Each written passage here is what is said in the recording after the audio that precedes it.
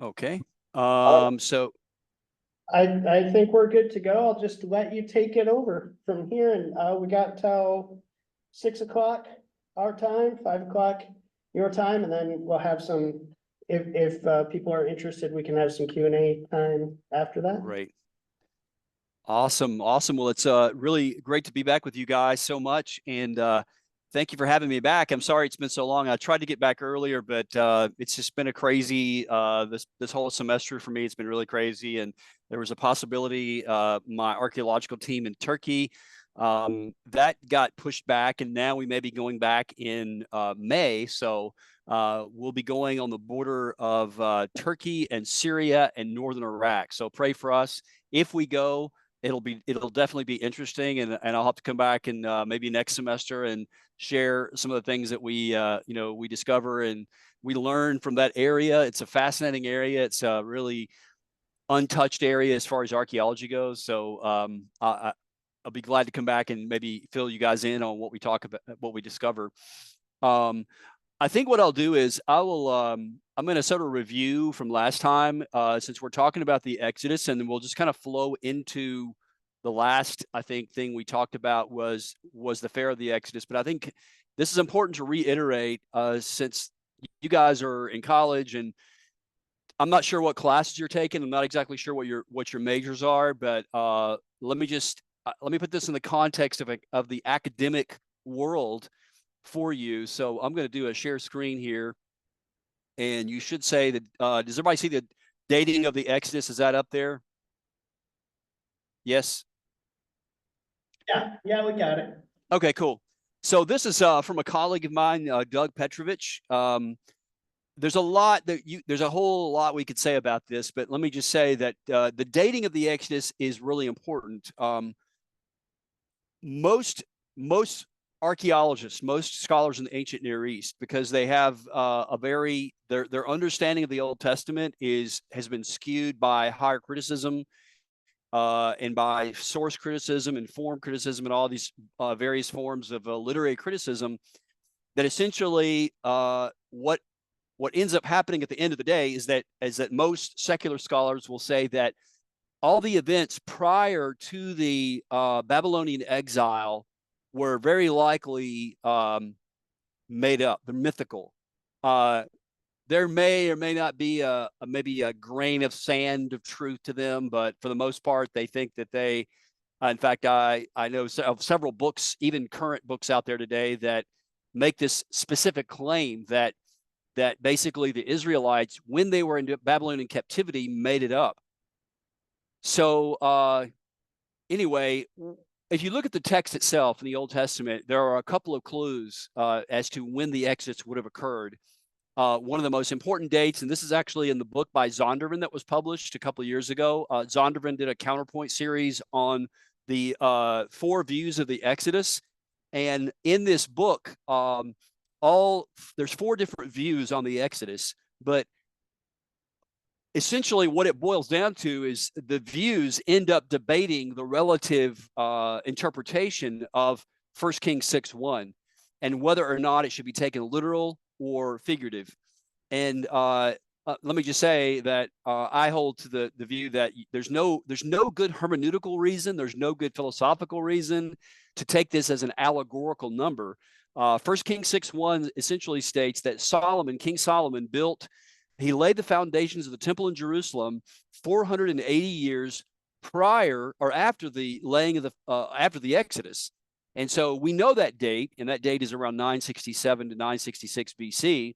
So if you take the text of 1 Kings 6:1 literally, and I think there's every reason to do that, then that places an Exodus date of about 1446 BC. So this is why Petrovich says here in this quote here, a compelling argument for choosing 1446 is that the Jubilee cycles, in addition to 1 Kings 6:1, also agrees with the date. The Jubilee dates are precise only if the priests began counting years when they entered the land in 1406. So from a couple of different angles, we have this really key date of the Exodus. And I'm going to jump now over to, actually, let me do this. I'm going to go ahead and talk about the Merneptah stele. This is actually, it was discovered in 1896 by a British archaeologist named William Matthew Flinders Petrie. And on the bottom left, it's kind of hard to you really, if you know hieroglyphics, but that's the close-up view of it. Essentially, you've got basically Israel in the land by 1203 BC. And so this is one of the first mentions of Israel by name in the something called the Merneptah stele. It places them in Israel during the period in which they were purportedly arriving. So in hieroglyphics, the determinative for people is used. So in other words, they were not quite a nation yet. I mean, they didn't have like King David or whatever, but they were a people group. And so they're mentioned by name. So they're already in the land. This would have been, according to our scenario, this would have been about the time of the judges. And the late date proponents say that essentially they had just arrived in the promised land by 1230, 12.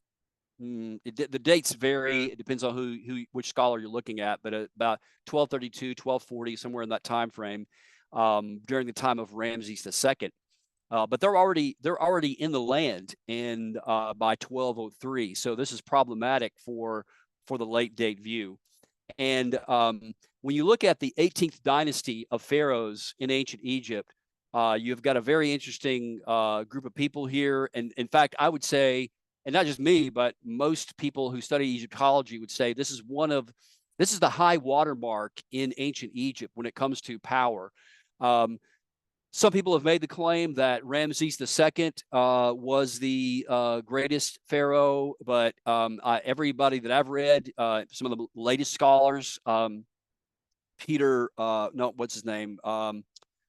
I'm trying to think of his name. I have his textbook. It's actually used at Yale University. It's the book on textbook on ancient Egyptian history. Peter van der Veen. No, not Peter van der Veen.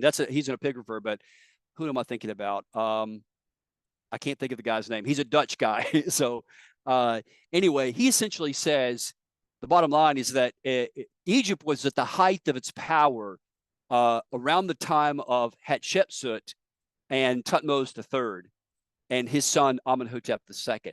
And there's a lot of interesting things chronologically and from an Egyptological standpoint with Hatshepsut and Thutmose III and Amenhotep II.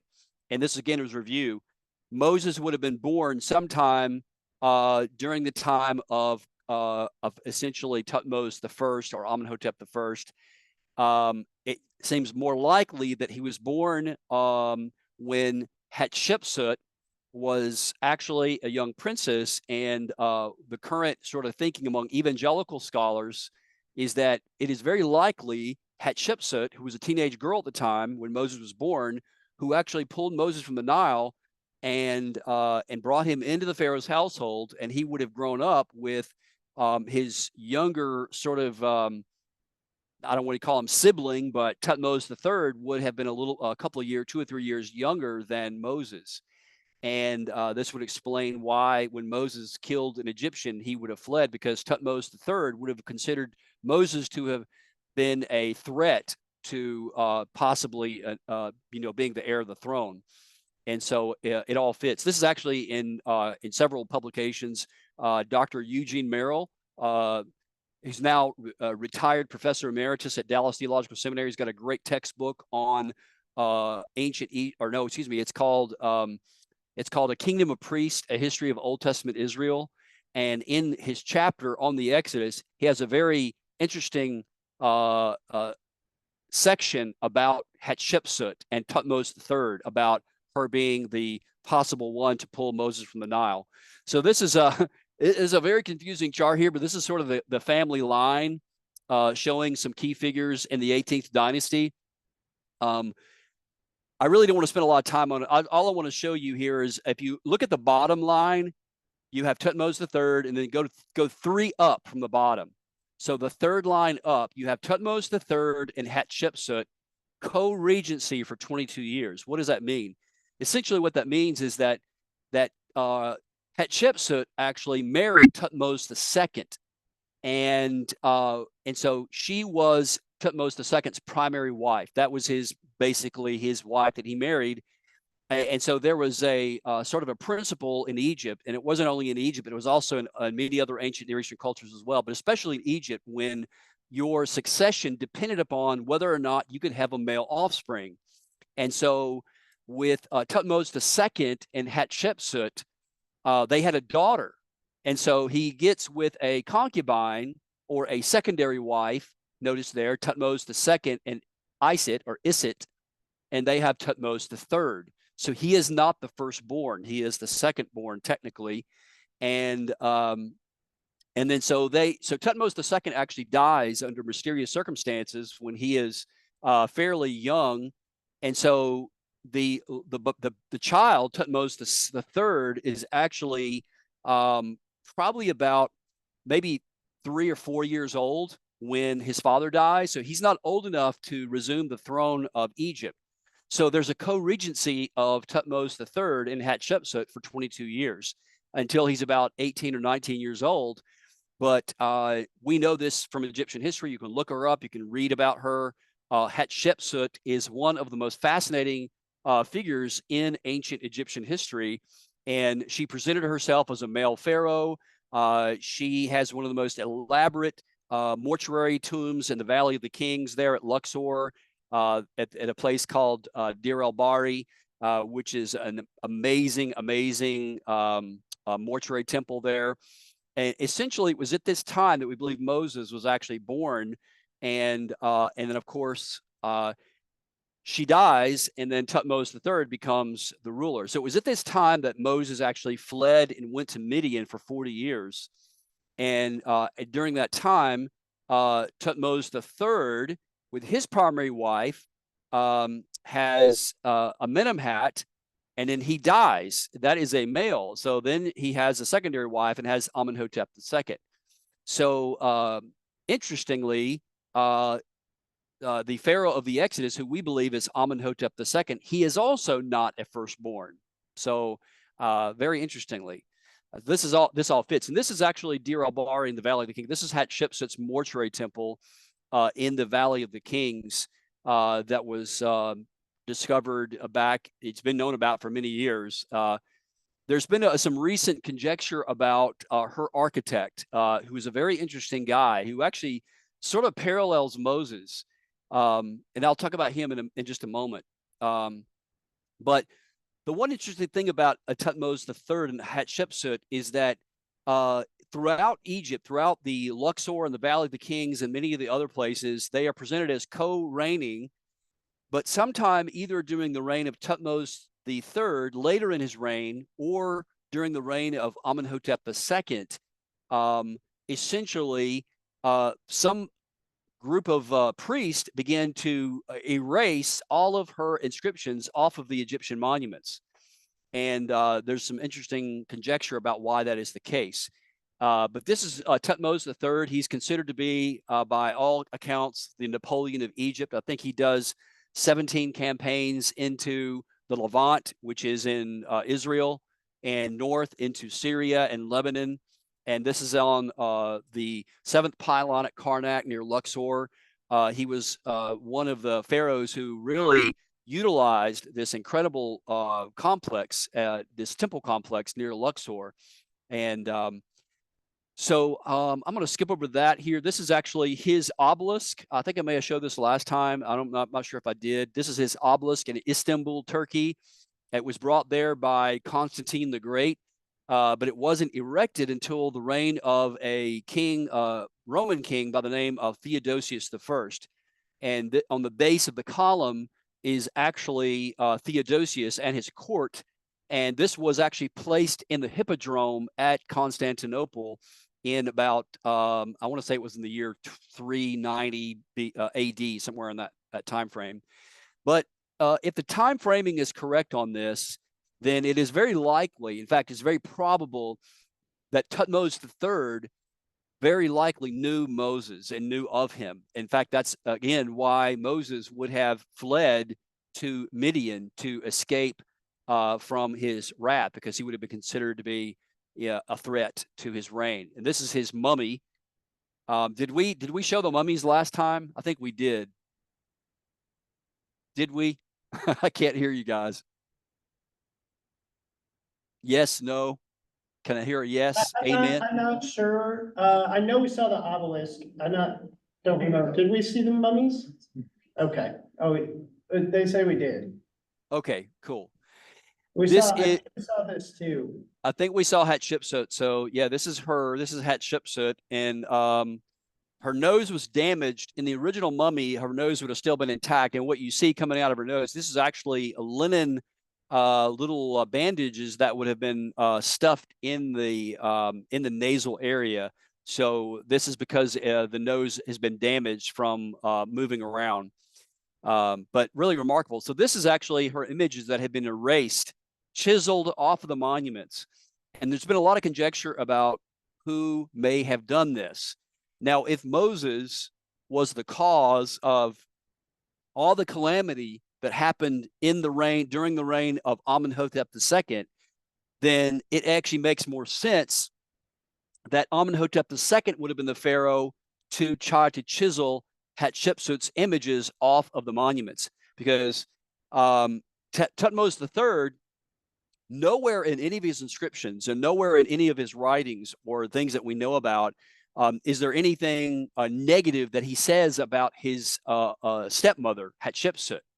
So it just doesn't make a lot of sense why Tutmosis III would have done it. And again, there's no consensus even among Egyptologists but most Egyptologists will say it was either in the later reign of Tutmosis III or in the somewhat early reign of Amenhotep II. But the explanation actually makes the most plausible sense if Amenhotep II was the Exodus pharaoh, and she would have been the one who would have received some of the blame for the reason why Moses was in Egypt and he brought all the calamity of the plagues on Egypt. Now, what do we know about Amenhotep II that makes us think he was the Exodus pharaoh? Well, aside from the chronological issues, there are other things as well. This is actually, again, from the 18th dynasty mortuary temple it's not a mortuary temple, it's just a temple there at Luxor. Early in his reign, he is presenting himself. And here's the best way to think about this guy. So I don't know how many of you guys are on Instagram. I'm sure most of us are.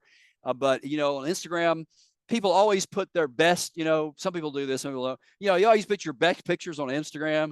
Well, think about Egyptian temples as like an ancient Instagram. You're putting these kings, these pharaohs, and not just with Egypt, but also in Assyria and in Babylonia and all these other places. They're putting their best foot forward. And there's a lot of filters, if you will, that they're putting in it. So he's presenting himself, Amenhotep II, as this great pharaoh who is mighty and powerful. And in fact, it seems to be that he was an expert marksman with his archery. He could shoot like 7 arrows at a time and hit a target from a running chariot. So quite remarkable. And obviously he's trying to show that he is a great pharaoh like his father. And what's interesting about this, aside from the fact that the time fits, is that also another element of this fits as well. And if you'll notice here, let me back up. Avaris is where most conservative evangelical archaeologists, historical scholars believe that the Israelites were primarily located. Avaris is in the Nile Delta, so it's in the northeastern branch of the Nile Delta, just south of the city of Tanis. Avaris is also called Tel El Daba, and it's been excavated for the past 35, 40 years by an Austrian team of archaeologists under the direction of archaeologist Manfred B. Tack. And what they discovered there at Avaris is a enormous Asiatic city, basically. And these are non-Egyptian. This is an Asiatic, people that live very likely from the Levant. This would have been Israelites.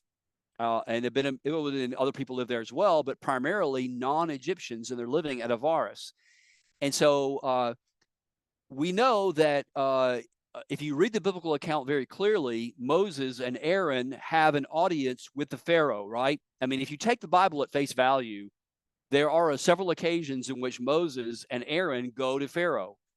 Now, why is that such a big deal? Here's why that's such a big deal. Because in the 18th dynasty, in fact, not only the 18th dynasty, but also the other pharaohs as well, the other possible candidates for pharaoh, primarily Ramses II, their capital was at Thebes to the south. You can't even see it on the map there. It's just south. It's south of the screen or below the screen. You can't see it. But Memphis, not Memphis, Tennessee, but Memphis, Egypt, there you can see the star. I think I have it circled. I thought I had it circled, but Avaris is right there. You see how close Memphis is. But you see, this would have placed Moses and Aaron within very close proximity to Amenhotep II. But also, not only that, we also know from the excavations of Manfred V. Tack that Amenhotep II and some of the pharaohs of the 18th dynasty also had a royal residence and a barge facility. In other words, where they could actually take their royal barge into, get this, the city of Avaris. So it is possible that Pharaoh himself visited the city of Avaris. Why was that? Why would he visit a city that had Asiatics? Well, this is where it gets even more interesting. Also, not only were there a city of Asiatics that lived there, these are non-Egyptians, this is where they also had a military garrison. This is where some of the Pharaoh's chariots and some of his naval forces were. In fact, the archaeologists excavating there found workshops where they blacksmiths, where they made arrows and things like that. So he could actually go and see where the weapons were actually being built. This is all at Avaris. So this is all very interesting from a, I guess, forensic standpoint, circumstantial evidence. But when you start looking at all of it together, it starts to make a lot of sense. So there's a satellite image you can see here, the land of Goshen. This is where Avaris would be. This is so you see there, you have in that little triangular piece of land that juts down, you've got the Gulf of Suez on the left and the Gulf of Aqaba to the right. And I'm not going to get into it tonight, but there are a lot of interesting conjectures as to where exactly the crossing of the Red Sea is. There's three primary views of the crossing of the Israelites during the Exodus. And I'll tell you what they are. Essentially, one is right there in the north where the near where the land of Goshen is, and you may have seen it in some Bible translations will even say the Sea of Reeds. There was a shallow sort of marshy area that was over near the land of Goshen. Some people take that view. The other view is right there at the very bottom of the point, right there where the Sinai Peninsula is. If you look over to the right, that little right finger, well, right at the end, at the very bottom of that right finger, where that little island is, that's called the Straits of Tiran. That is another possible spot. And then in the middle of the Gulf of Aqaba, the right finger, if you look at about the middle, just a little bit up, there's a little dimple, a little triangular piece of land that juts out. That's called Nueva or Nueva. And that is a crossing spot possibility. And the other one is right there on the far tip of that area of the Gulf of Aqaba. So you got the Sea of Reeds, the Straits of Tiran, and then also the Nueva site. Now, about a year or so ago, I interviewed Glenn Fritz. Glenn was actually featured on the film called Patterns of Evidence. You may or may not have seen that. Some of you may have watched that online, maybe went to the movie to see it. It's a documentary on the Exodus, and the Patterns of Evidence director and producer, Tim Mahoney, who I know, he leans in that direction of Glenn Fritz's view, and I have leanings in that direction myself. I'm not dogmatic about it, but I think he makes some really good points. And if you want, maybe John, if you, I can send you the link, John, and you can forward it to your students here. But it's on Epic Archaeology YouTube channel. You can see it on there on Monocle and Spade podcast, where we interview Glenn Fritz on the route of the Exodus, and he gets into the geography. But it's pretty amazing there. So yeah, just send it to me. I'll pass it along. Okay. Very cool. Let me back up and say this as well. Again, now archaeology, let me say this about archaeology in general, and this is true not only of archaeology, I think it's true of apologetics in general too. There's not any one particular piece of evidence that makes the case. It's a lot of different pieces of evidence taken together. So think of a constellation. You know, in the stars, you look at the stars. If you look at one star, it doesn't make a lot of sense. But if you look at them all together, you can start to connect the dots. You can see a big picture. So when you start looking at all this, like Amenhotep II and his family, and you start looking at Goshen, you start looking at the area, you start looking at all these other things, a picture starts to emerge that I think Tim Mahoney's series says it best. There is a pattern of evidence that the Exodus took place in about 1446 under the reign of Amenhotep II. Now, another aspect, if you look down there, now I wish I had a pointer here on the screen, but if you just sort of look at about the middle of the triangle there, the upside down triangle in between the two fingers, in that area is the traditional site of Mount Sinai, which is where, if you've ever been, some of you may have visited Israel, and if you travel down south of the Dead Sea and you went to the St. Catherine's Monastery there's a monastery built, and they say, well, that is the traditional site of Mount Sinai. The problem is, with that being Mount Sinai, that there were Egyptian garrisons all based all throughout the Sinai area. And so if Moses and the Israelites went to Mount Sinai, then they would have been surrounded by the Egyptians. The text seems to indicate that when Moses made it to Mount Sinai, he was in a safe area. So wherever Mount Sinai is, he would have been in a safe area. But furthermore, in addition to that, in addition to there being garrisons, Egyptian garrisons, military garrisons in this area, the Israelites were also very likely put into work camps to work at turquoise mines in the Sinai Peninsula. And why we know that? Because it's actually in these inscriptions called the Proto-Sinaitic inscriptions that are found in the middle of that triangle there. They were discovered in the 1890s, early 20th century by William Matthew Flinders Petrie. He was the same guy who discovered the Merneptah stele, and there's some controversy over the text that's on it. They know that it's an alphabetic text, and they know it's really, really old. It has elements of pictographs like hieroglyphics, but it also has alphabetic script as well. And so there's been a lot of debate about exactly what language it is. They know, scholars, paleographers know that it is a Semitic language, but which Semitic language it is, they debate over.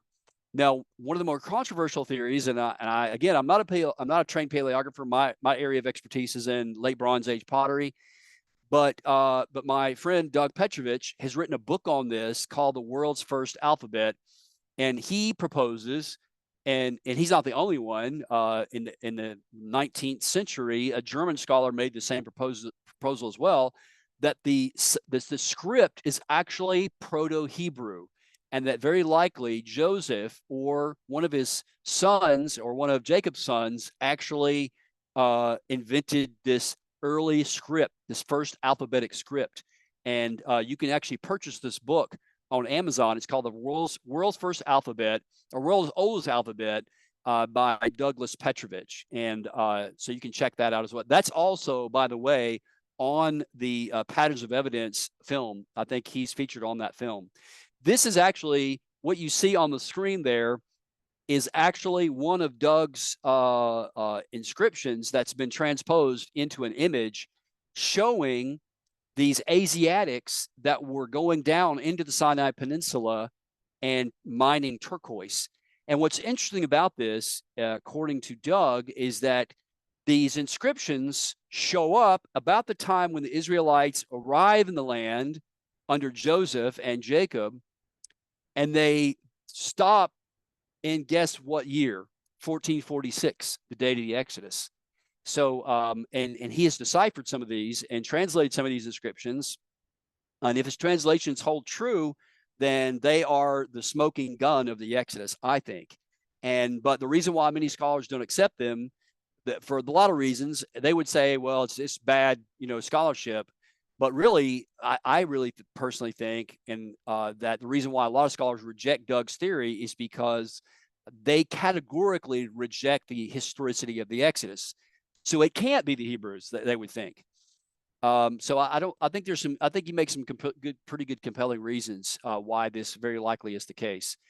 So to go back to Avaris, this is actually from the excavation report of Manfred B. Tack.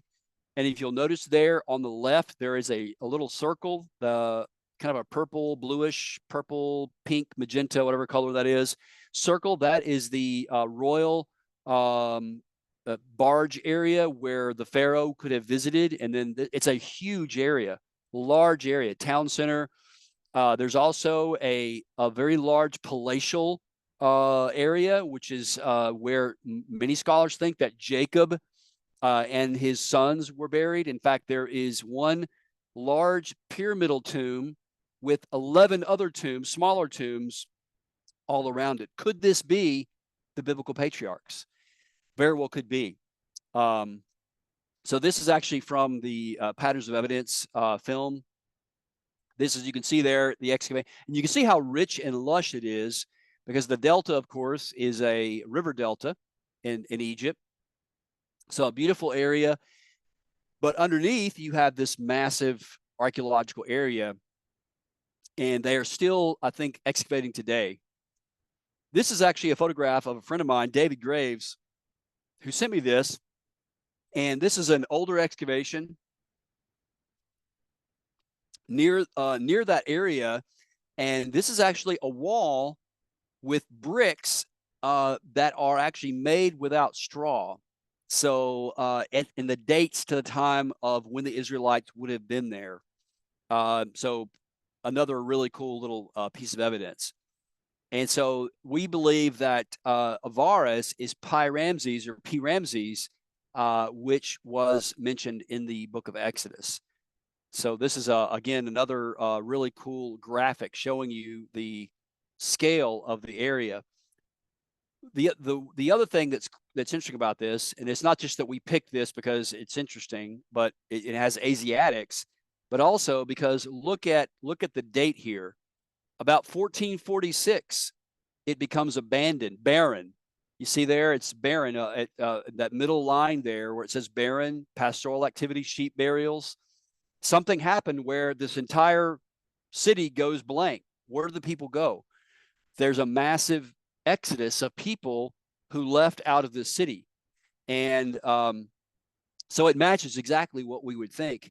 And there very likely would have been other Israelites living in and around the area. So as the group traveled out of Avaris, they would have picked up more and more Hebrews on their way out. And of course, the biblical text also tells us that there were other people with them. So it wasn't just the Israelites. There were many others as well. And in fact, they caused a lot of problems for the Israelites when they were in the wilderness.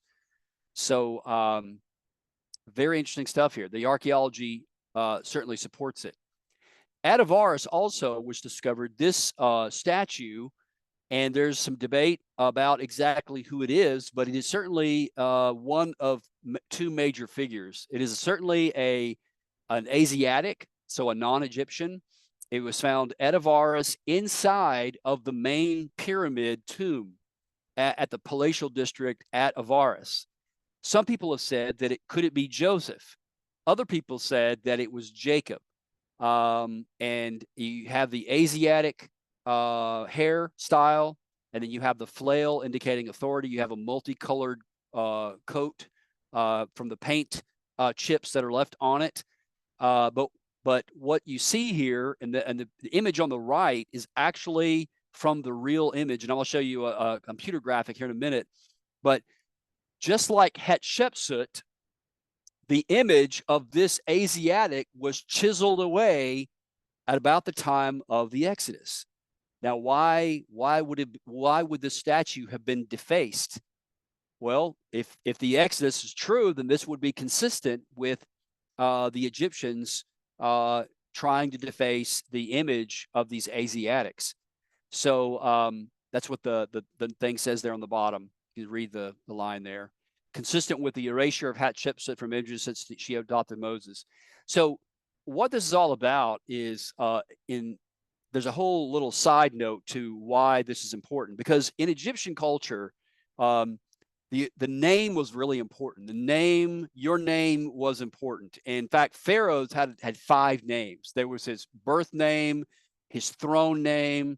There's 5 different names. His Horus name, Osiris name, and your name was important. And you having a male offspring would prolong your name. If your name would be chiseled in a cartouche. And in fact, the reason why they would engrave the hieroglyphics so deep in the granite and in the marble and the stone is so that the name and the image and the statue would be preserved forever. But when you chiseled away the statue, chiseled away the name, you would erase that person's image from eternity. And so that's why Hatshepsut's name was attempted, or at least they tried to erase her name. They're not successful because they missed a few of the hieroglyphics with her name on it. And so this is what's going on here at Avaris. This is the pyramid tomb, the remains of based on the archaeology, and interestingly, 11 tombs all near it. Inside of it is the statue, and this is a artist rendition of what the statue would have looked like. So I don't know. What do you guys think? You think Joseph? You think Jacob? I kind of think maybe it's Joseph. I'm not sure. Doug Petrovich, my colleague and friend, he believes this is actually Jacob, and that Joseph has a name by I think his name is Sobek Hemat. I can't say that. It's a really difficult name to pronounce in Egyptian. Sobek Hemat, I think is his name. I'm not sure, but he's buried near a major pharaoh, and the tomb was raided during the lifetime of when it would have been in use, and the bones were taken out. And so very interesting. But this is what the statue looked like when it was originally built. Now, in 2014, I was actually doing some work in the West Bank city of near Ramallah. And we were at a place called Khirbet El Maqater. And on the weekend, we took a trip to the city of Shechem. And the Bible tells us that they took the bones of Joseph to Shechem. This is the cenotaph, or the commemorative tomb of where they would have taken Joseph. So that dark stone there is where it marked Joseph's body very likely lay. And they built, of course, this is a Muslim city, predominantly Palestinian area. It's Nablus. It's a Palestinian controlled area. But there is they opened the gate for us and let us go in. And you can see there, it's kind of a life-size little granite sarcophagus. There's nothing in it, but the dark stone there right by my foot is actually the commemorative stone of the place where Joseph's body would have lain. And we're not exactly sure where it is today, but the Bible does tell us that Joseph was embalmed just like the Egyptians. So he was mummified. So it's possible that we could find the mummy of Joseph. Would that not be cool? That'd be pretty awesome. Oh, here's the book there. If you want to jot it down, The World's Oldest Alphabet, Hebrew as the Language of the Proto-Consonantal Script. And this is his decipherment of it. And, you can read it yourself, see what you think about it. I tend to think that he may be right. But there's been a lot of reaction against it, obviously, because most scholars don't believe in the historical Exodus. Now, more and more scholars are coming around to that. But this is one of the translations that he made was this one. And again, it is a language that evolved, that uses pictographs. It also uses different consonantal signs. But this is a translation, 6 Levantines, Hebrews of Bethel, the beloved. And this is where they came from. So 6, who would that be? That would be, of course, Bethel. That would be where Jacob and his sons are from, the beloved, 6 Levantines. and this is actually Hebeded, who was, I think, the son of Shechem, one of the sons of, was it Joseph or Jacob? I think it may have been Joseph. But you can see there, this is his key for the decipherment of the language. You can see there on the left, far left-hand side, you can see the Hebrew block letter, and then you can see there the Middle Egyptian hieroglyphic and how it all fits together. Now, is it perfect? I don't know. I don't have enough training to know, but it is very carefully researched. And Doug is not an amateur. He got his PhD in Middle Egyptian hieroglyphics at the University of Toronto in Toronto, Canada. So that was his PhD dissertation. And, you'll have to read it yourself, see what you think. Pretty cool stuff. The most remarkable inscription, if he is right about this, was this one called the Moses inscription. And literally, this is what it says. Our bound servitude had lingered. Moses then provoked astonishment. It is the year of astonishment because of the lady. This is Sinai 361 at Serbet El Hadim, which is, remember I was telling you about the turquoise mines? Well, this was found in the turquoise mines, this inscription. This is in fact, this is the last known inscription found in that area. That it dates to around the year 1446 BC, the date of the Exodus. And it very well could be that what was happening is that these Hebrew miners, turquoise miners, were basically had gotten word about Moses. And if you read the line there, it says, our bound servitude lingered. In other words, they were in captivity for many years. And then Moses came and provoked astonishment. It is the year of astonishment because of the lady. Now you got to think these Hebrews have been thoroughly Egyptianized. They were ascribing their deliverance to other Egyptian gods. They gave Moses credit, but they also gave some of these other Egyptian gods the credit as well. That's why it says because of the lady. And you'll remember when Moses goes on Mount Sinai and he comes down, what are they doing? Well, they're ascribing their deliverance to a calf, a golden calf by Aaron. So this fits exactly where we would think. One of the theories about Mount Sinai is it could be in Saudi Arabia, modern Saudi Arabia. That's right there on the right. You see there the triangle, Jabal al-Lawz. It's in Midian. This is where Midian is located. So Midian is in Saudi Arabia, and that is where very likely Mount Sinai is located. I'm not dogmatic about that, but there needs to be more archaeological work done on it. So not only do we have these other things, interestingly, Egyptology, we also have internal evidences in the text itself. If Moses was, as the book of Acts says, Stephen, you remember Stephen was before the Sanhedrin, and he was actually defending why he believed Jesus was the Messiah. And it says that he basically begins with Abraham, Isaac, and Jacob, and then gets into Moses. And he says in Acts chapter 7, verses 18 to 22, Moses was educated in all the learning of the Egyptians, and he was a man of power in word and deed. So if Moses, or since Moses was very learned in Egyptian culture, then shouldn't we find things in the text, in the Old Testament text of Egypt, or excuse me, of the Exodus, that indicate he knew Egyptian culture? And there are many, actually. There's entire books on it. Before we get to that, though, there's a recent article that was published by the Armstrong Institute that tried to connect an Egyptian official by the name of Senamut with Moses. Was this Moses? And it's an intriguing theory. This was just published like 2 days ago.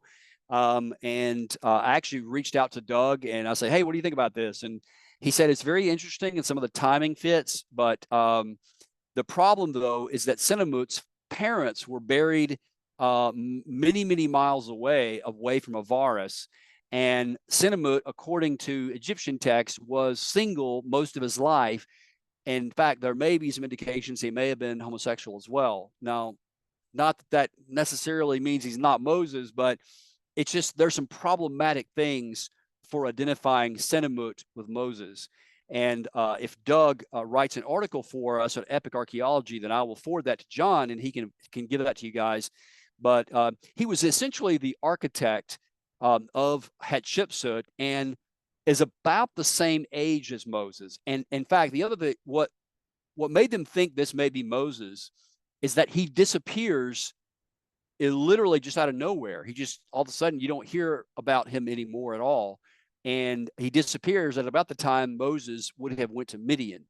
And so aside from that, though, there's just no other indication that this is actually Moses.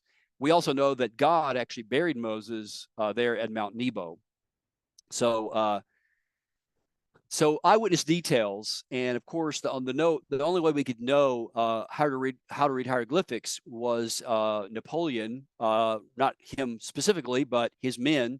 When he went to Egypt, of course, they were fighting the British Empire, their colleagues there at the Ottoman Empire, with the Mamelukes. And so, as he was reinforcing a Mameluke fortress at Fort Julian in Rosetta, Egypt, they found this large stone. Eventually, it was called the Rosetta Stone. It's a there's a tripartite inscription. It's not three different languages. It's one language. The bottom is actually Greek. The middle language, or the middle text, is Demotic. And the top language is, of course, hieroglyphics. And the guy who, of course, deciphered this was a Frenchman by the name of Jean-Francois Champollion, who was a big fan of, you can see there with his hand in his jacket, he was a fan of Napoleon.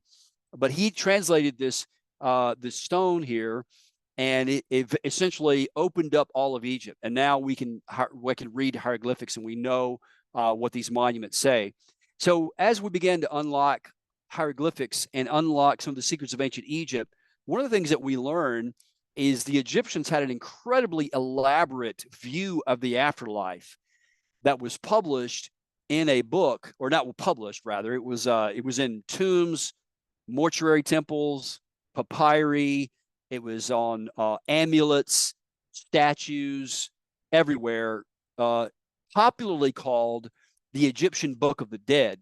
But the actual Egyptian name, and I'm glad to see it here on this translation, is technically called the Book of Going Forth by Day. Essentially, it was the book of the afterlife, what was going to happen in the afterlife. And as we began to look at this text here, begin to see some amazing things. And this is actually another great book that I'd recommend you check out, since we're talking about studying ancient Egypt, and not just ancient Egypt, but also other gods like the Canaanite gods, the Babylonian gods, the Egyptian gods. How did the biblical writers use the language of the cultures that they lived around? There are two different views you can take of this. One view is the comparative view, and essentially that view is that the Israelites essentially, for lack of a better term, they stole ideas from their pagan neighbors, and they just used those terms for God. The other view is the polemical view, and that's the view that I hold to. That I think that's a more helpful view of looking at this. And this book, it's not a very long book. It's a short, but it's very powerful. It's by John Currid, called Against the Gods, Polemical Theology in the Old Testament. What is polemical theology?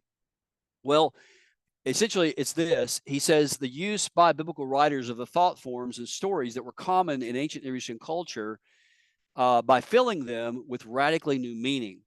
So in other words, let me give you an example. So for instance, one example would be, let's say, Baal, or as it's properly pronounced, Baal. Baal, of course, or Baal, was a Canaanite god. He was a fertility god, the god of thunder and lightning. That was what he was known for. He was a god of thunder and rain and lightning and crops, things like this. So that's what the Canaanites claimed that Baal was, the god of thunder and lightning.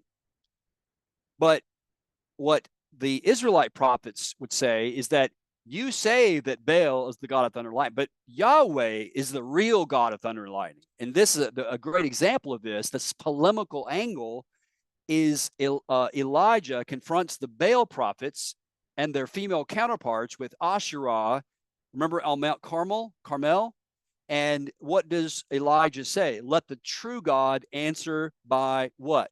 Fire, lightning. The true God will answer by lightning. So this polemical angle, and it's not just that it's polemical, it really did happen. It's not, by saying it's polemical, we're not saying that it's mythical. It absolutely happened. It literally happened exactly as it said. But the point is that the same was true of Egyptian gods.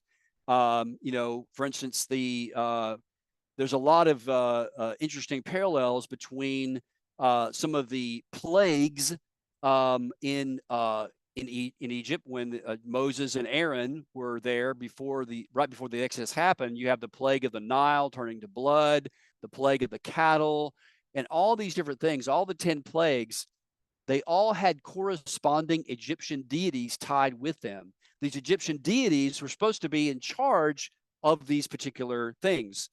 And ultimately, Pharaoh himself was supposed to be in charge of these things. And so by these plagues, what the polemical angle says is that it's essentially showing that God is the true God. Yahweh is the true God. He is the one in control of the Nile.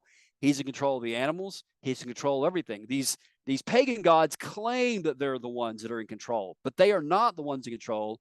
God is the really one in control. So that's what polemical theology is in a nutshell. Another little angle on this, not really necessarily polemical, but it is polemical, but it has a powerful, even moral lesson, theological lesson, is the whole idea of Pharaoh hardening his heart. Pharaoh hardening his heart.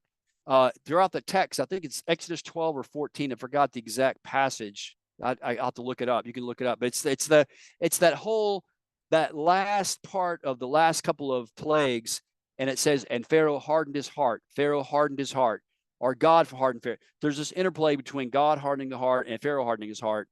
The idea here is that whoever, Moses, of course, writing this, he knows, and the Israelites know, and the Egyptians know, that if you harden your heart, you are going to be condemned in the afterlife, because a hard, heavy heart would condemn you in the afterlife because of what we now know from the Book of the Dead.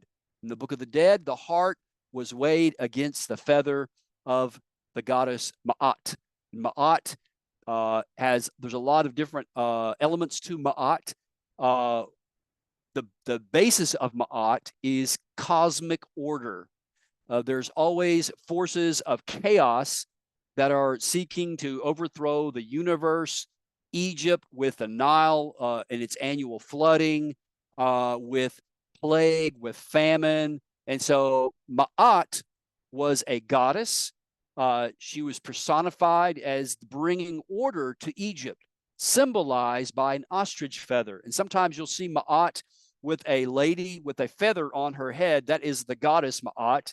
And so in some Egyptian texts, it will either appear as an ostrich feather or as a god, a goddess with a feather on her hat or on her head.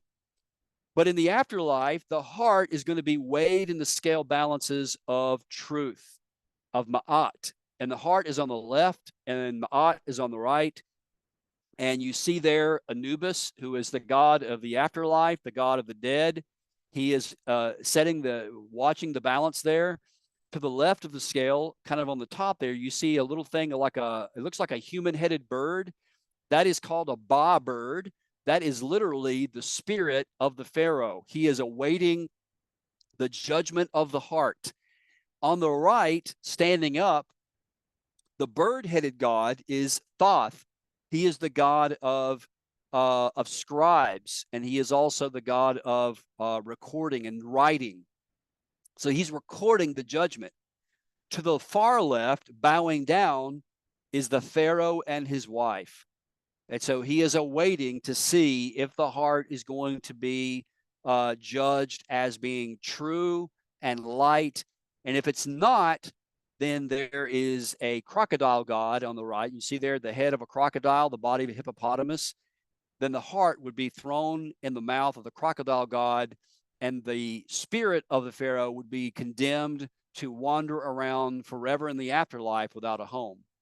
So the hardening of the heart episode is an incredible insight into the Exodus that only would be known if you would even know this if you didn't know Egyptian history. But if you knew that the hardening of the heart was a bad thing, now the Egyptians knew this, but so did the Israelites, and they were also told by God not to harden their hearts. And what did they do in the desert? They hardened their hearts.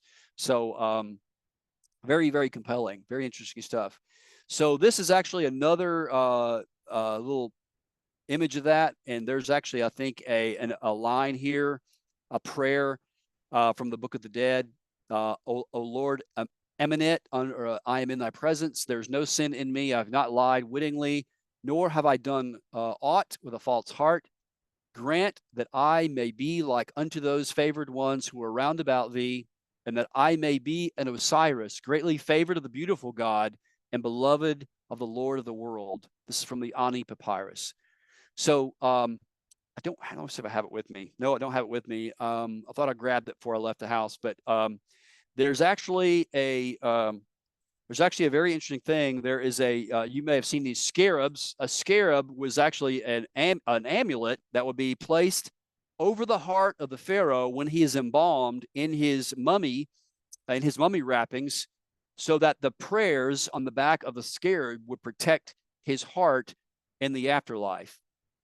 And there's another thing too, of course, that we see, another element, insight that we see into that, and that is the bronze serpent. And I'll end with this. I know we got a couple minutes left, and I'll open it up for Q&A. The bronze serpent is another really interesting element, motif, if you will. We find the imagery of the serpent all throughout Egypt. In fact, it was an important deity in ancient Egypt. On one account, you see in Numbers 21, we'll come to this in a second, but you see this on the crown of the pharaoh. This is King Tut. You see the serpent on the right, the vulture on the left. A little better angle of it. I'll come back to this in a minute. Yeah, here are the plagues and their corresponding Egyptian deities.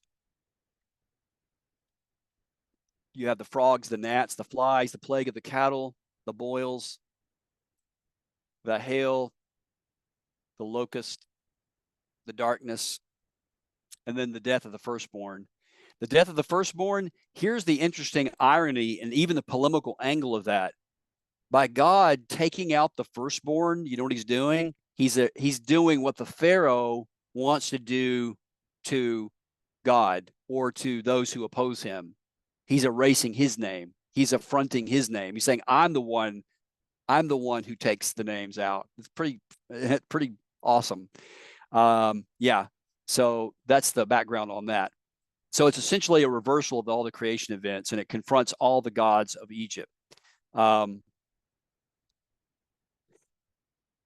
This is actually Thutmose IV. We know that Amenhotep II, the pharaoh of the Exodus, his eldest son does not succeed him. What's interesting is that between the paws of the Great Sphinx near the pyramids on the Giza Plateau, there's a stele that was erected by Thutmose IV called the Dream Stele. He was the second oldest son, or the third. We're not exactly sure. He was not the oldest. But essentially what it says on the inscription is that he was promised that one day he would be king, and that his reign came about through an unforeseen turn of fate, such as the premature death of an older brother. So in other words, he dreamed when he was young that he would be pharaoh, and that dream came true because his older brother died through an unforeseen turn of fate. Now, what would that have been? It would have been the death of the firstborn. It didn't say how he died. It just says that he came to power because his eldest brother died through mysterious circumstances. And I'll end with this. This is actually the mummified face of Amenhotep II. You say, well, Ted, how do you know this is Amenhotep II? Well, because his name was actually on the sarcophagus when it was taken out of the tomb there in the Valley of the Kings. I think it was TT 321. I forgot the exact number, but it was near the mortuary temple of a pharaoh by the name of Mentuhotep, which was just to the left of Deir el-Bahri. what happened is that in the Valley of the Kings, the pharaohs, they were all buried there because that's where the sun went down. As the sun went down, the Egyptians believed where the sun went down is where the afterlife was, on the west bank of the Nile. And so that's where the Valley of the Kings is. That's where all the mortuary temples are and things like that. And so, but many grave robbers knew where these were as well, and they would rob these graves. So I think pharaohs of the 21st dynasty, they actually went in and they took all the pharaohs that they knew of, and they placed their sarcophagi in this shaft that was dug for another pharaoh. And they placed, I think it was like 40 or 50 pharaohs, all the pharaohs, most of the pharaohs of the 18th dynasty, including Hatshepsut, was discovered. And we could read their names on the sarcophagus because of now we know how to read hieroglyphics. And this was all discovered in the 19th century, essentially first by grave robbers, and then it was a French guy by the name of Gaston Maspero went down and found that it contained even more pharaohs, and so all the mummies were taken out of this shaft, and they were taken to the museum at Cairo, which is where they are today. And that's why we know it's the mummy of Amenhotep II. All right, I'll stop there and see if you guys have any. That's a lot to process. It is a lot, but it is all good stuff. So thank you for that.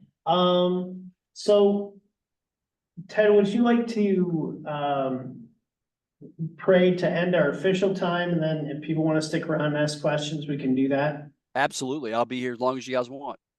Father All God, right. we want to thank you for this time. Thank you for this, Lord, this chapter of Ratio Christi, and for all the great work that John is doing, dear Lord.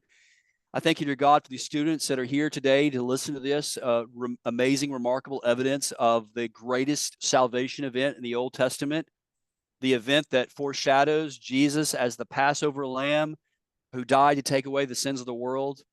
Thank you, dear God, for your great and mighty acts of salvation by parting the Red Sea and by your great deliverance of your people Israel.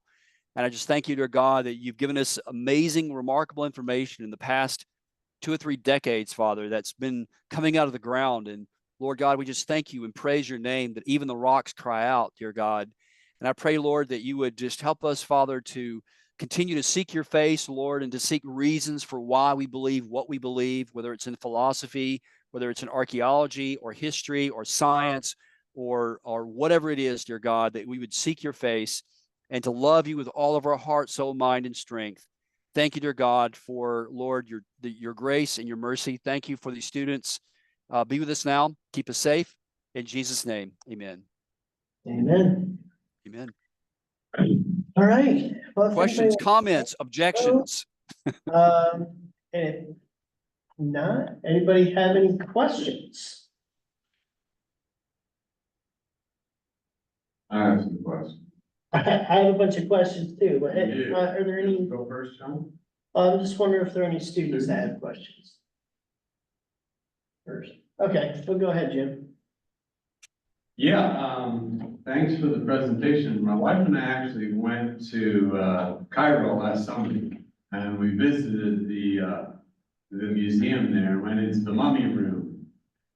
So I kind of wish I had known all of this at that time, because when you go through the mummy room, they just have so-and-so the first, and so-and-so the second, and so-and-so the third, and pretty soon you're like, I don't know any difference between any of these guys. And some of them, the ladies, I'm pretty sure we saw Hatshepsut, right? Because she still had her hair.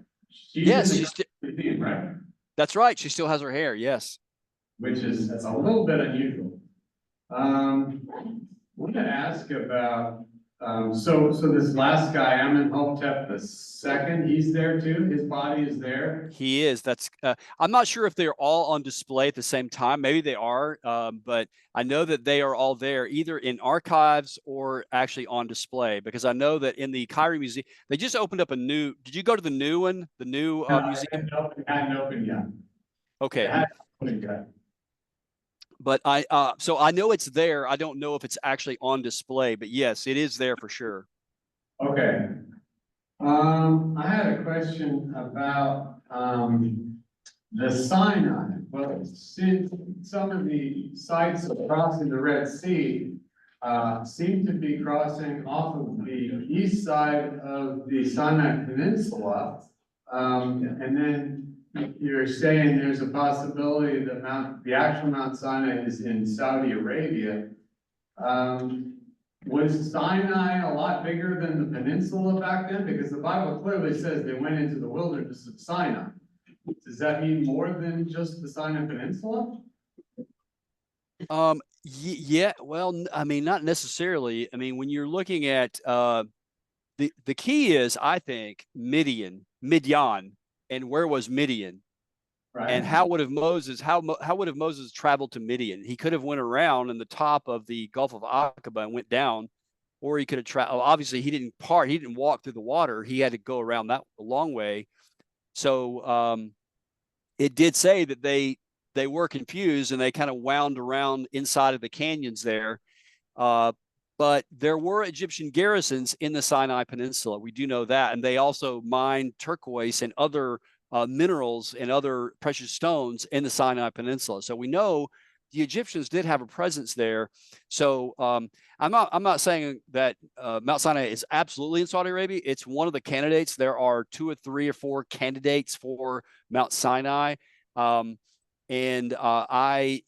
Archaeology is not, I mean, it's okay to have theories and hypotheses about where we think things are, but archaeology is about artifacts at the end of the day, and we need to do further artifact analysis and to see what, the land use was there for. There's all kinds of different technologies that we could use to research that area. But I don't think at this point, I don't think we can be dogmatic about exactly where it was. I think when you look at the text, there's people who have very strong opinions about it. I think Glenn Fritz makes some really good points. But I will say this about just that overall question about the location of Mount Sinai and about the crossing points. And that is that we don't have enough information to be super dogmatic about it, and that we have to have grace about that question because we just don't have, there's a lot, there's not enough information at this point to know for sure. I think. The reason I asked that question is because today, in the 21st century, when we think about Sinai, our geography says that is the Sinai Peninsula, period. But the placing of Mount Sinai on the other side over in Arabia strikes the modern person as being strange. Well, that's not Sinai, that's Arabia. Okay, well, what I'm saying is back then, was Sinai considered much larger or something beyond the peninsula? Okay, how well do you know the story of the Exodus? Do you know it pretty well? Pretty well, yeah. Okay, what is Exodus? Have you read Exodus 3? I have, yes. What does that text say? Where is Moses? Where is he? Where is he when he's speaking to God? He's in Midian. Where is he? At what mountain is he on? I don't know. Horeb. Horeb is Sinai. It's in Midian. He says, "This will be a sign to you that you will come back and worship me on this mountain." Okay. That mountain has got to be in Midian. It can't be in Sinai. Okay. If that makes sense. So Mount Horeb is equal to Mount Sinai. Yes. Okay. Well, Exodus 3, yeah, that's what the text. It just says, when he says, he says a lot of interesting things in that text. He says that, when I go back to them to Egypt and they ask me, "What is your name?" I thought that was interesting. Like, why did he have to ask him that? Because obviously they would have known his name. And he said, "I'm the God of Abraham, the God of Isaac, the God of Jacob." And then he says, of course, he says, "I am." And then he says, "You will come back and worship me this will be a sign to you that you will come back and worship me on this mountain." So, but you're right. You are correct. And your point is well taken that modern geographical terms didn't necessarily apply in the ancient world. But Midian or Midian is where Moses actually fled to when he left Egypt. And he would have been well outside of Egyptian border there in Midian, which has been located by Josephus and by any other ancient reckoning as the land of Midian or Midian. So it's possible. I'm not close to the idea of Mount Sinai being in the Sinai Peninsula. It could be, but I don't think though that it's at the St. Catherine's Monastery Yeah. There's been a lot of archaeology done around that, a lot of survey work done around the area, and there's just not a shred of evidence that there's any indication that there could have been a massive group of people in that area. There's a whole lot of really delicate archaeology that you have to do when you're dealing with semi-nomads. There's actually a whole sub branch of archaeology called the archaeology of nomadism, and it's sort of elusive. And the reason why I say that is that when you have massive groups of people that are migrating, it's hard to track them down. I mean, if they're camping out, if they live in a certain place for a long time, they're going to leave. They're going to leave behind like pottery or different kinds of artifacts.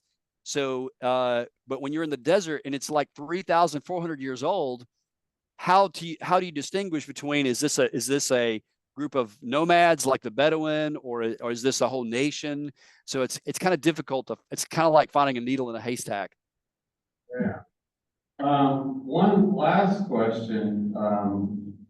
When we were there, I guess I sort of remember looking at a lot of these monuments and things around. We didn't go down to Luxor, but we were there at the pyramids and the Sphinx and stuff. And then you just look around, there's a lot of figures, a lot of statues, and it seemed like a lot of them had their noses broken off.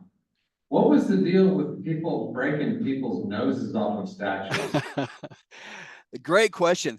Some of it probably has to do with weathering and because of just the weight of it and the way it's protrudes out. Also, it could also have to do with erasing or trying to efface the monument because of a opposing pharaoh, a later pharaoh. We do know in Egyptian history it is, and so it's a combination of two things. It's either just weathering and erosion and earthquakes or whatever, just natural processes, or it could be the result of a later reign of a pharaoh or another group. So in Egyptian history, you have the Old Kingdom and the New Kingdom, and you have these periods that Egyptologists call intermediate periods. And an intermediate period is a period in Egyptian history that, now this is where, let me be careful how I say this, people who are non-Egyptian gained control of Egypt, and they did not keep a very good record. The Egyptians considered them usurpers.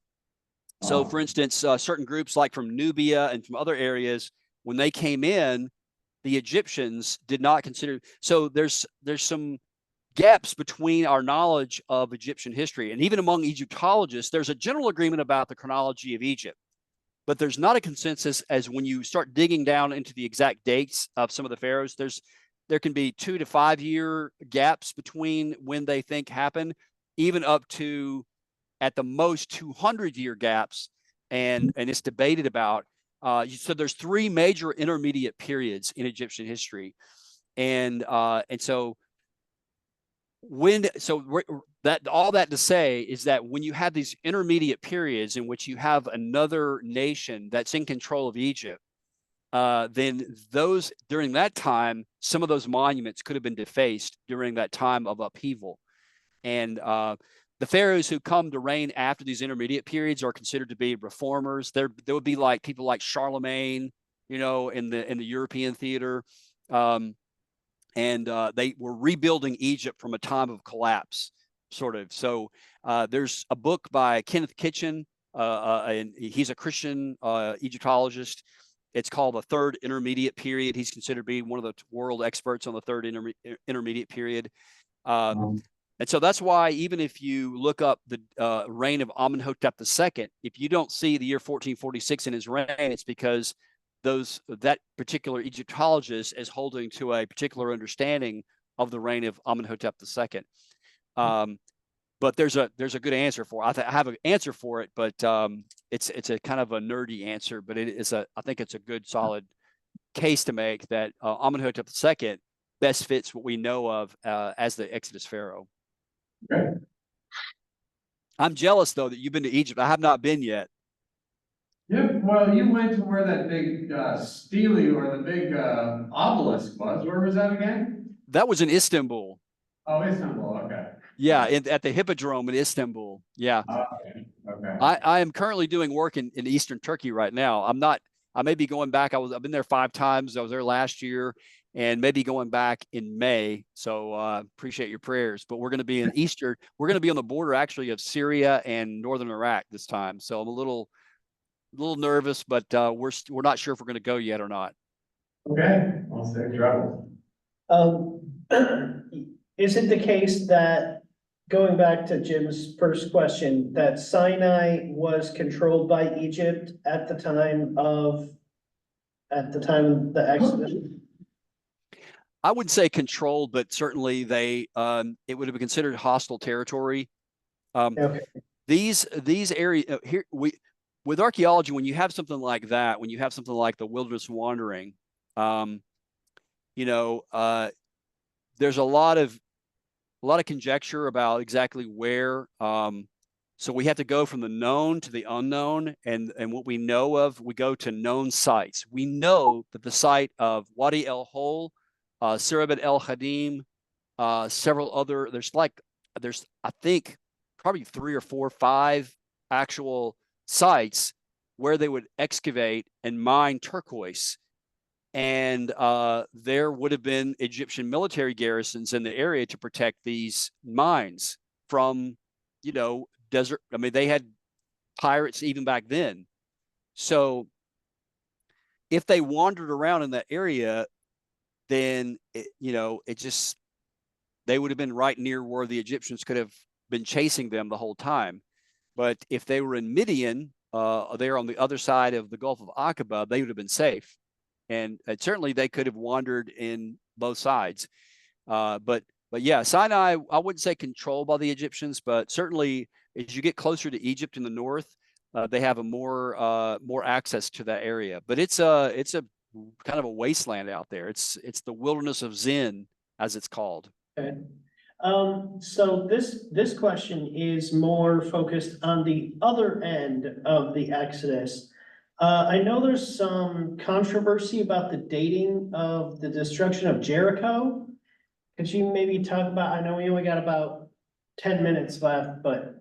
Absolutely. Yes. In fact, let me see if I have a slide on it. I may actually have a slide on that very thing. Yeah, I do actually. Can you share the slide for you?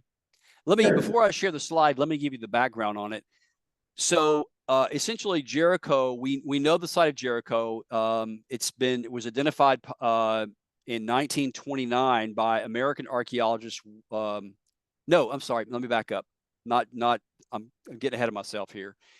It was identified in the 1920s and 30s by John Garstang and the University of Chicago.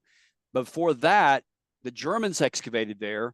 2 German archaeologists, Sellen and Watzinger.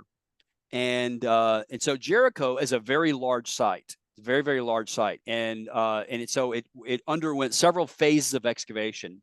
First, the Germans, Sellen and Watzinger. Then in the 1930s, you've got John Garstang and the University of Chicago. Garstang was British.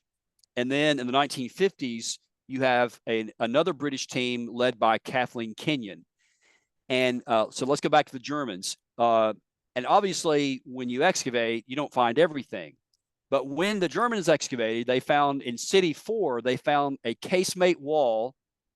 And a casemate wall essentially is a double wall. The outer wall has got like one wall facing outside, one wall inside.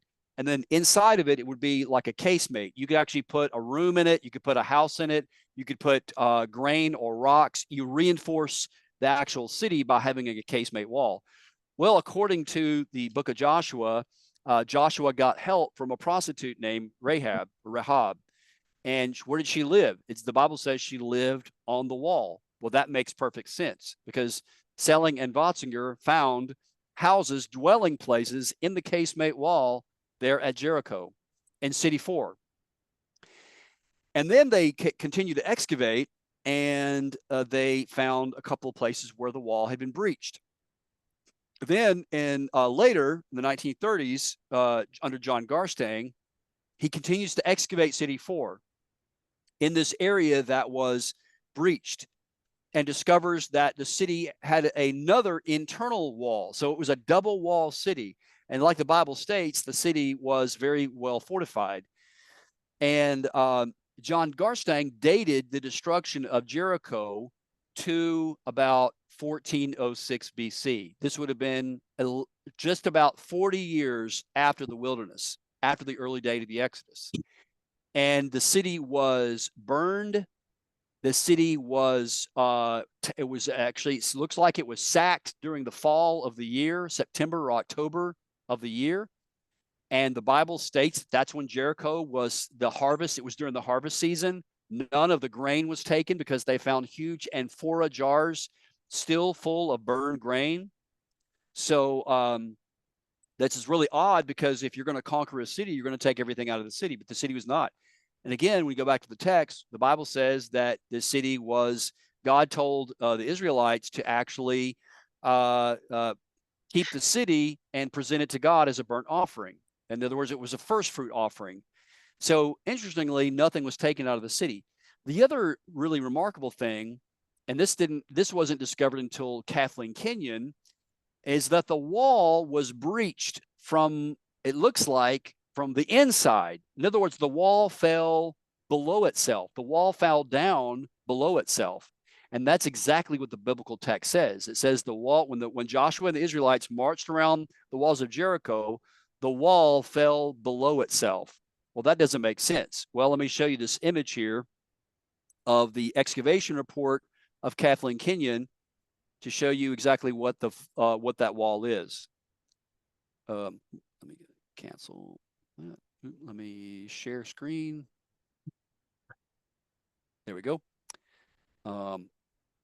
So this is actually the, you see there, this is the cross section of the excavation of Jericho. If you'll look there to the left, is that's actually the brick walls, and there's a revetment wall, that little angled to the right, looks like a kind of a stack of stones that kind of veers to the right. It's kind of a slant.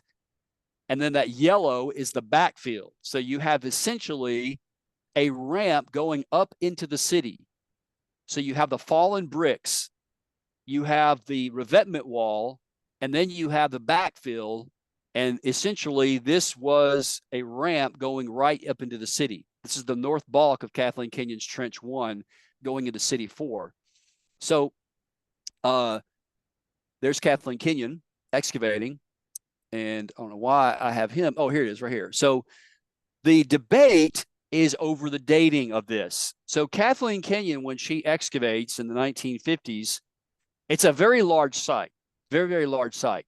And so you have a large area to excavate. Now we know, and this is an absolute sort of principle in archaeology, is we date layers, strata, by pottery. This method is called ceramic typology.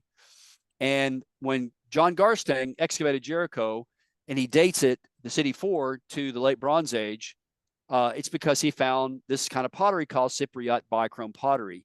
And there are two kinds of Cypriot bichrome pottery. The kind that's actually made in Cyprus and is imported pottery, is made and imported into wealthy areas. And you also have locally made Cypriot pottery. And so archaeologists know that the difference between locally made Cypriot pottery and imported Cypriot pottery.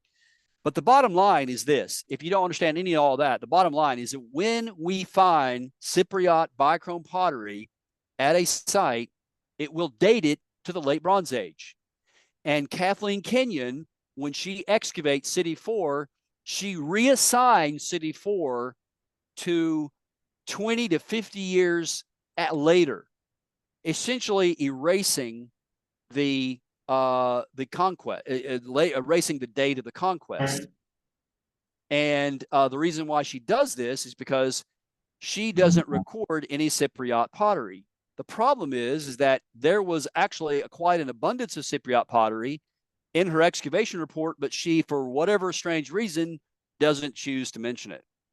And we don't want to do psychoanalysis here, but there's no reason. I mean, and it's not just that we don't like it's not just because we don't like the date of her reassignment of this layer.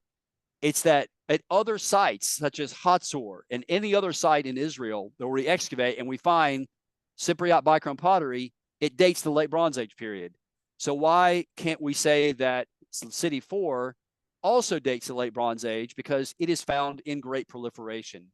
So that's the debate. The debate is over the amount of Cypriot pottery that was found there. She also says that it was likely, the city was likely, that destruction layer in City 4 was by the Egyptians.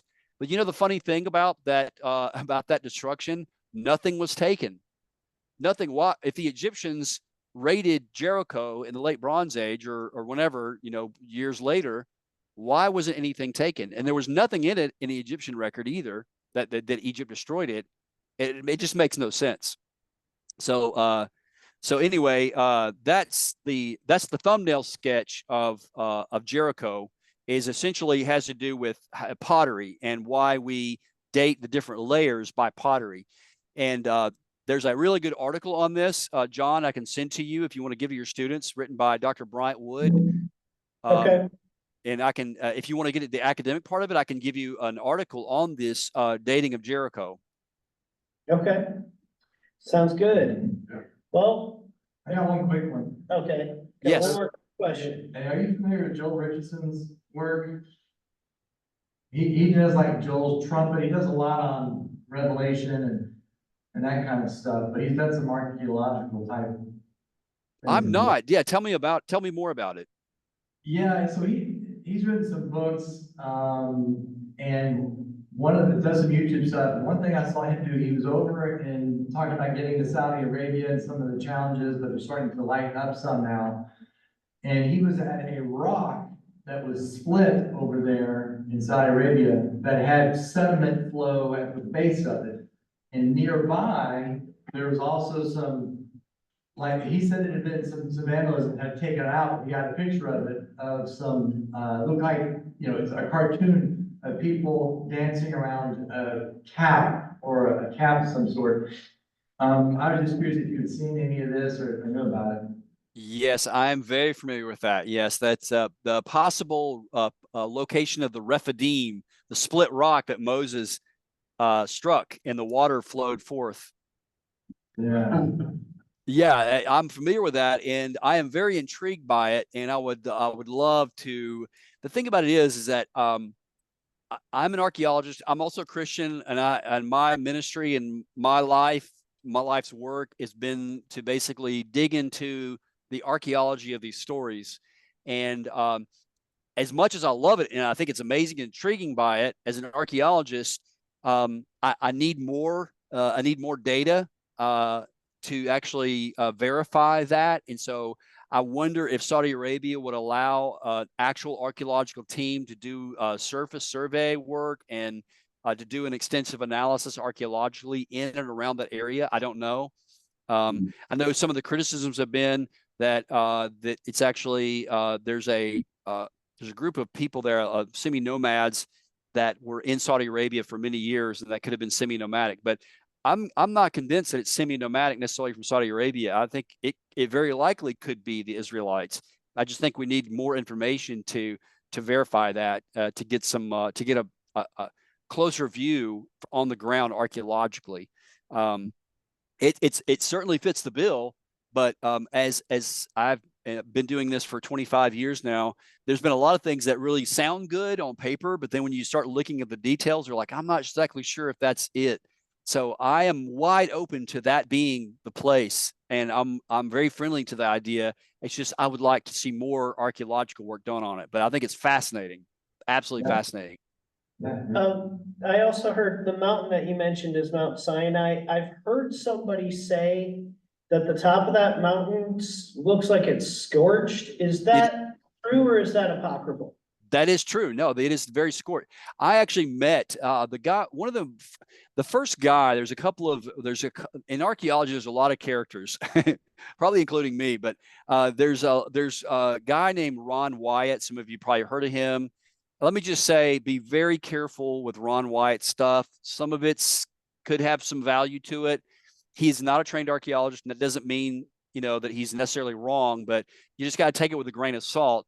But following Ron Wyatt, and it wasn't Ron Wyatt wasn't the first one. There was another guy even before him who thought that Mount Sinai might be in Saudi Arabia. So Wyatt was following up on this previous guy, and then the guy after Ron Wyatt was a guy named Larry Williams and Bob Cornuke. And I actually know Bob and got to, you know, really ask him a lot of questions about it. And so I heard it directly from Bob's mouth. They actually snuck into Saudi Arabia back many years ago when it was illegal, and it had barbed wire fence around it. And they, in fact, they got caught and locked up in a Saudi jail for this. And he wasn't doing archaeology; they were doing things illegally. But he was there, and he told me about it. And yes, it is burned. All the rocks on the top of the mountain are actually burned around it. There's also a Korean doctor that I met a couple of years ago. Actually, I met him in Turkey, and his name is Dr. David Kim, and he was a surgeon, a physician to one of the royal Saudi family members, and he knew about this area, and they took him out there where this supposed petroglyphs were of people worshiping a calf, and they had a barbed wire fence around it. Well, they went back to the museum in Riyadh, Saudi Arabia, and it had a lot of things that they had found in the desert in Saudi Arabia. And he was with his Saudi guides, and there was a bunch of like Egyptian gold jewelry in this display case. And he asked the guy where it was from, and they said it was from that site we were out in the desert. This is the site where the Rephidim is located. It's also the site where maybe this golden calf was worshipped. But again, I would, as much as I love it, I just have to see more information about it, more research. But yeah, it certainly has all the earmarks that it's the real thing. Well, thanks for all this information. It's been really good. Thank you guys, and please follow us we're on Facebook. Go to Epic Archaeology, and we're on YouTube, and we're revamping. We haven't posted anything in quite a while, but we're going to relaunch our podcast. Also, I have a course coming up in May. If you're interested, it's all online on ancient Egypt and the Old Testament. You can go to our Facebook page, and we have a sign-up list, and it will be you will get credit for it through a couple of seminaries as an elective if you would like to do that. And it's through the Basora Institute for Judaic Christian Studies, but it will be a 6-week online course on ancient Egypt and the Old Testament, and we'll specifically dive into Egypt. So check that out. We're also on Instagram as well. But thank you guys for having me again, and God bless, and hope you have a great rest of your semester. Thank you. Thank you. Thank you guys. God bless. All right, bye.